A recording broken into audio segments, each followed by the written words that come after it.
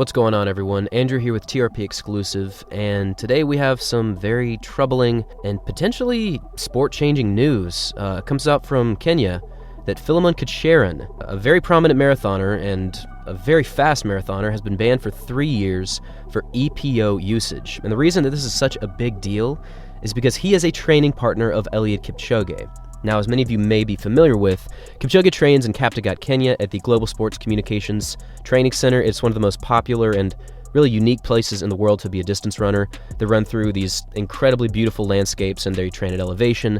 Huge history there and amazing times as a group. And Kipchoge is out for 3 years. He pleaded guilty, so they actually put his 4-year ban to 3 years since he pleaded guilty.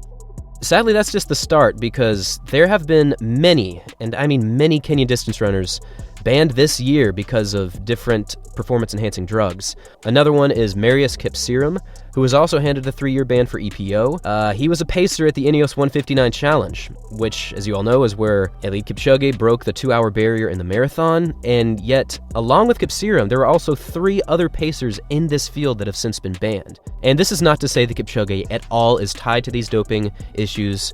Of course, his teammate from Kaptagat is kind of alarming, but it doesn't necessarily mean that he's part of the doping regime at all, honestly. What it means is that Nike actually is in trouble, because this means that of the 42, I believe, pacers that helped out Kipchoge in the Ineos 159 Challenge, almost 10% of them have since been banned for doping. And again, this is still not the entire picture. We also have Lawrence Chirono, the 2019 Boston Marathon champion and the 2019 Chicago Marathon champion, has been banned. And this happened earlier this year. I don't know why I didn't know about this, but he was set to run in the World Championships in Eugene, Oregon, but he too has since been banned. So the issue here is clearly an epidemic of doping, at least in terms of being caught in Kenya. And it's sad to see, because Kenya has so many talented athletes, and I'm sure many of them are completely clean, but the reputation of an entire country is under threat. I'm not going to say that it's currently being completely tarnished or anything, but it's really sad to see so many great talents ultimately banned. And there's been many perspectives on exactly why this is happening, but probably the most common sense way to look at this is to see how much money these people make when you ultimately win a major marathon or world championships. We're talking upwards of $100, $200, and at times $300,000 for a single victory, which is more than you would ever make as, a farmer or working a labor job in Kenya or Ethiopia or whatever country it might be in. So these athletes really want that paycheck, because that is a huge cut for about 2 hours of work.